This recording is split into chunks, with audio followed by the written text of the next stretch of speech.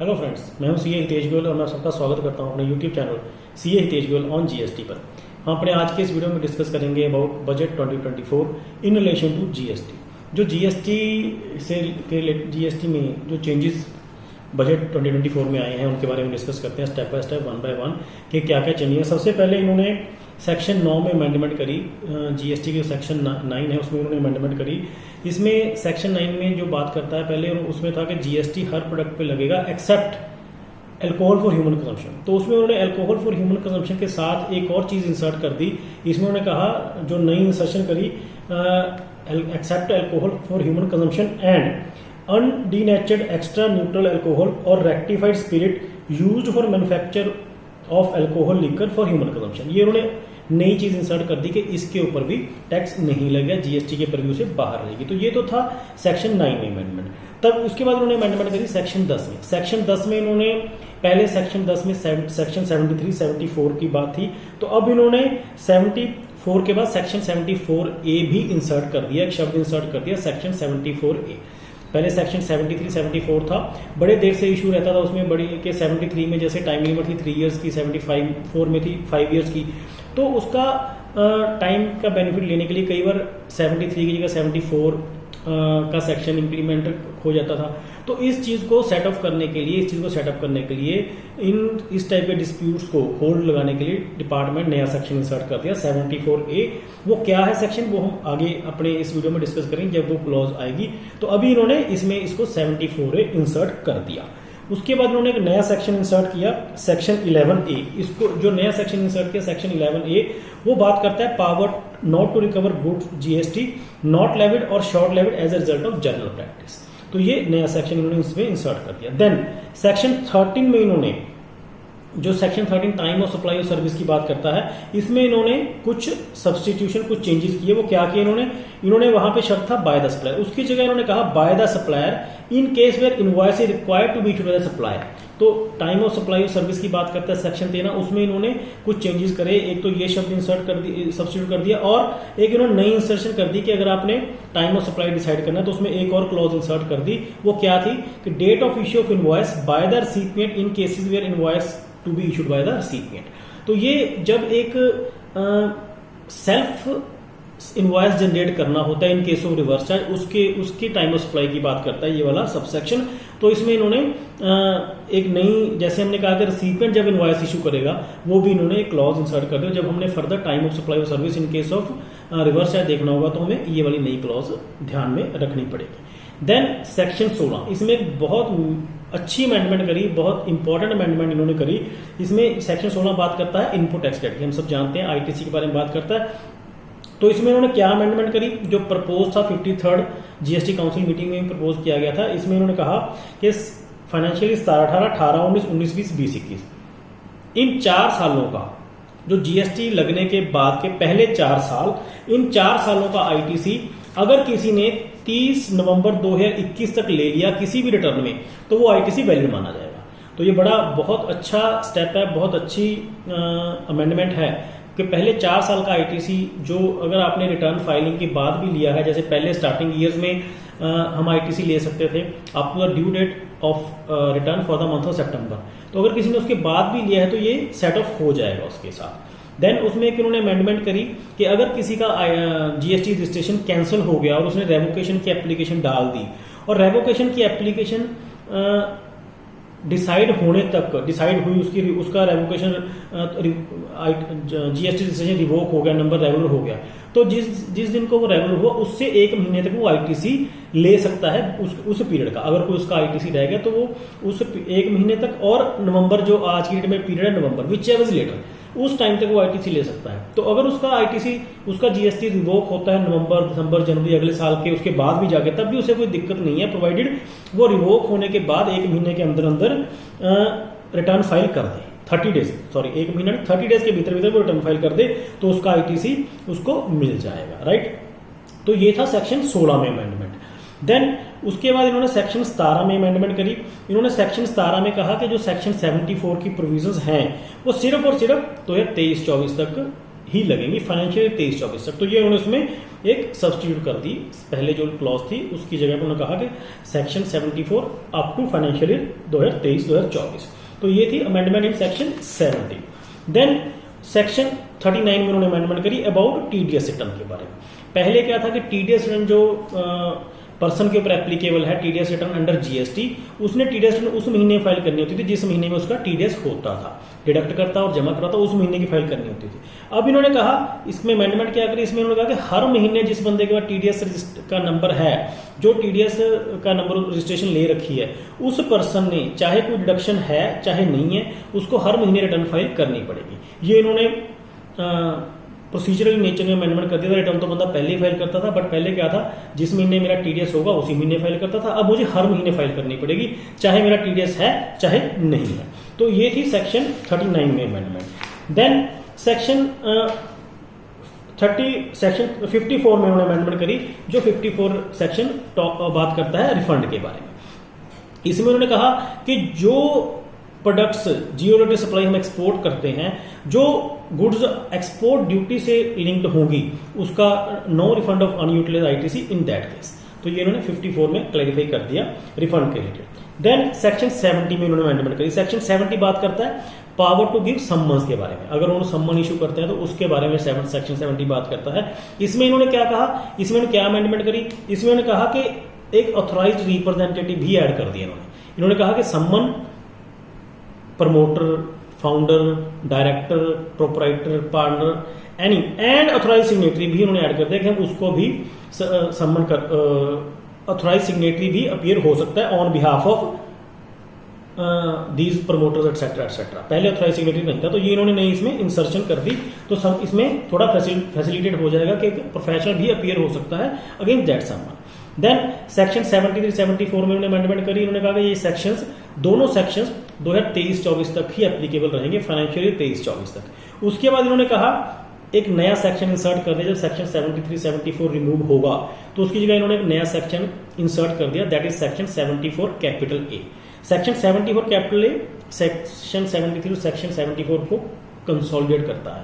पहले 73-74 अलग अलग था, अब सेक्शन 74 नया सेक्शन आ गया, तो ये दोनों को कंसोलिडेट करके एक सेक्शन बन गया। तो एक सेक्शन इन्होंने इंसर्ट कर दिया। तो इसमें इन्होंने दोनों का मिला जुला रूप है। जो आपका जो पहले सेक्शन 73 में, सेक्शन 74 में अलग अलग नोटिस आते थे, अलग अलग बात करता था, वो इसमें इन्होंने कंबाइंड बात करी है। Determination of tax not paid, short paid, erroneously refunded और ITC wrongly availed without any fraud और विद फ्रॉड। तो ये इन्होंने सेक्शन 74 इकट्ठा कर दिया। इसमें इन्होंने क्या कहा कि हम विद इन 40, पहले सेक्शन 73 में टाइम लिमिट अलग थी, सेक्शन 74 में टाइम लिमिट अलग थी, हम सबको पता है। तो इसमें 74A में इन्होंने उसको कंबाइन करके टाइम लिमिट भी कंबाइन कर दी। अब इन्होंने कोई भी रीजन हो, विद फ्रॉड विदाउट फ्रॉड, उसमें इन्होंने डिस्टिंक्शन नहीं करी। इन्होंने कहा कोई भी रीजन है, चाहे पुराना 73 वाला चाहे पुराना 74 वाला, तो नए 74A में 42 months from the due date of furnishing annual return का टाइम फिक्स कर दिया कि 42 मंथ में नोटिस इशू होना चाहिए कि अगर उस पर्टिकुलर ईयर का केस लगाना है, चाहे पुराना 73 के अंदर हो चाहे पुराना 74 के अंदर। नए 74A में 42 मंथ्स की इन्होंने लिमिट फिक्स कर दी। 42 मंथ्स में आपका नोटिस इशू होगा। थोड़ी सी क्या इन्होंने चेंजेस करी, इन्होंने जो चेंजेस करी मैंने आपको तो 42 मंथ्स की बता दी। दूसरी इन्होंने जो पेनल्टी थी, इसमें इन्होंने कहा कि 10% of 10,000 whichever is higher in case of reason other than fraud. और दूसरा अगर फ्रॉड का केस है तो उसमें टैक्स के जो पहले था वैसे ही इन्होंने इसकी पैनल प्रोविजन सेम रख दी है। फर्दर जो ऑर्डर है, जैसे हमने बात करी 42 मंथ्स में आपने नोटिस इशू करना है डिपार्टमेंट ने, तो ऑर्डर 12 मंथ्स में पास करना है from the date of issuance of notice. 42 months का आपका नोटिस पीरियड हो गया, उसके बाद 12 महीनों में उन्होंने ऑर्डर पास करना है 74A में। और ये 12 महीने फर्दर एक्सटेंड भी किए जा सकते हैं with the permission of higher authorities up to maximum 6 month. तो 18 महीने हो गए। तो टोटल कितना हो गया, 42 months plus 12 months plus extended period 6 months, total हो गया 60 मंथ्स। तो ये इन्होंने टाइम लिमिट फिक्स कर दी अंडर सेक्शन 74A। अब अगर इसमें एक कुछ चेंजेस और की, छोटी छोटी चेंजेस है पर ठीक है चेंजेस। इन्होंने कहा कि अगर हम विदाउट रीजन ऑफ फ्रॉड में पेमेंट करते हैं विद इन 60 डेज, पुराना जो था 30 डेज, अब इन्होंने कर दिया कि 60 दिन में हम पेमेंट करते हैं तो कोई पेनल्टी पेबल नहीं होगी। तो टाइम बढ़ा दिया 30 दिन का, इन्होंने 60 दिन कर दिया। और पेनल्टी इन्होंने सेम जैसे पहले थी वो सेम रखी। अगर आप बाद में पेमेंट करते हो, देन अगर आप फ्रॉड वाले केसेस में पहले जैसे 30 डेज था वो भी 60 डेज, सिर्फ उन्होंने दिनों का गैप डाला, 30 दिन को बढ़ाकर उन्होंने 60 दिन कर दिया। बाकी पेनल प्रोविजन सेम जो पहले थी वैसे ही है, जो पेनल्टी पहले लगती थी वही पेनल्टी अब लग रही है। चाहे 10 जो भी क्लॉज थी 15% वाली, 25% वाली, 50% वाली, सभी प्रोविजन पेनल प्रोविजन सेम है, सिर्फ डेज इन्होंने 30 डेज की जगह 60 डेज कर दिया। और इन्होंने कहा ये वाला 74A फाइनेंशियल ईयर 24-25 ऑनवर्ड्स लगेगा। जैसे 73-74 हमने बात करी 23-24 तक लगेगा, तो ये 24-25 ऑनवर्ड लगेगा सेक्शन 74A। उसके ये तो थी अमेंडमेंट 74A की जो नया सेक्शन इंसर्ट किया। इसके बाद इन्होंने सेक्शन 75 में अमेंडमेंट करी। Section 5 talks about general provisions relating to determination of tax. इसमें इन्होंने क्या कहा, इसमें इन्होंने जो फ्रॉड वाली क्लॉज थी और अदर देन फ्रॉड वाली क्लॉज थी उस दोनों के रिलेटेड उन्होंने कुछ चेंजेस करा। उन्होंने कहा फ्रॉड वाली क्लॉज और जैसे सेक्शन 74A हमने भी बात करी कि सेक्शन 74A इंसर्ट कर दिया, तो उसमें इन्होंने एपलेट ट्रिब्यूनल और एपलेट अथॉरिटी और appellate tribunal court conclude that penalty, अगर कोई 74 की फ्रॉड वाली क्लॉज के अंदर डिसाइड हो जाए कि नहीं है तो दूसरे में कंसिडर की जाएगी। जनरल है तो वो उसमें टाइम लिमिट सेम है, कोई दिक्कत नहीं है, सिर्फ पेनल्टी का फर्क है, बाकी प्रोविजन इसकी सेम है। देन सेक्शन 107 में उन्होंने अमेंडमेंट करी। Section 107 talks about appeal to appellate authority. वो क्या बात करता है, उसने पहले उसमें क्या थी कि जो हमने अमाउंट जमा करवाने की मैक्सिमम लिमिट थी 25 करोड़ की, वो इन्होंने रिड्यूस करके 20 करोड़ कर दी। इन्होंने कहा पहले 25 करोड़ था, अब हम उसको रिड्यूस करके 20 करोड़ कर रहे हैं प्री डिपॉजिट के बारे में। तो अगर आपने एपलेट अथॉरिटी को अपील जाना तो उसकी मैक्सिमम लिमिट फिक्स कर दी 20 crore, right. Then constitution of tribunal के बारे में बात करी, उनमें डेट उन्होंने फिक्स करी, एक अगर डेट की बात करी, कॉन्स्टिट्यूशन की बात करी, तो ये अब पिछली 53rd काउंसिल मीटिंग में भी कुछ डिस्कशन हुई, तो इट इंडिकेट्स के जल्दी ही कॉन्स्टिट्यूशन ट्रिब्यूनल्स फॉर्म हो जाएंगे और हमारी ट्रिब्यूनल्स की कार्रवाई भी शुरू हो जाएगी। देन इन्होंने सेक्शन 112 में अमेंडमेंट करी। Section 112 talks about appeals to tribunals. Appeal to tribunal में इन्होंने कहा प्री डिपॉजिट के ही इन्होंने चेंज किया। पहले प्री डिपॉजिट था अपील टू ट्रिब्यूनल में 20%, अब इन्होंने कहा 10%, तो 20% को सब्स्टिट्यूट करके 10% कर दिया, और जो मैक्सिमम लिमिट 50 करोड़ थी उसको रिड्यूस करके 20 करोड़ कर दिया। तो ये प्री डिपॉजिट को इन्होंने सिंप्लीफाई करके रिड्यूस कर दिया।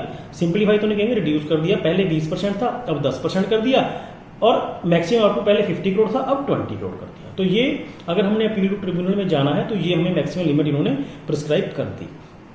देन इन्होंने कहा कि अमेंडमेंट करी सेक्शन 122 में। उसमें section 122 talks about penalty for certain offences. इसमें इन्होंने कहा, पहले शब्द था any electronic commerce operator who, that's it, उसके ऊपर पेनल्टी लगती थी, कोई भी कॉमर्स ऑपरेटर हो। अब इन्होंने क्या कर दिया, इन्होंने कहा कि any commerce operator who is liable to collect tax at source under section 52। तो उसमें जो पेनल प्रोविजन अंडर सेक्शन 122 है उसी कॉमर्स ऑपरेटर पे लगेंगे, ई कॉमर्स ऑपरेटर पे जो टैक्स कलेक्ट करता है अंडर सेक्शन 52। ये उसके बारे में इन्होंने अमेंडमेंट करी, थोड़ा इन्होंने लिबरलाइज कर दिया, आसान कर दिया, इजी कर दिया।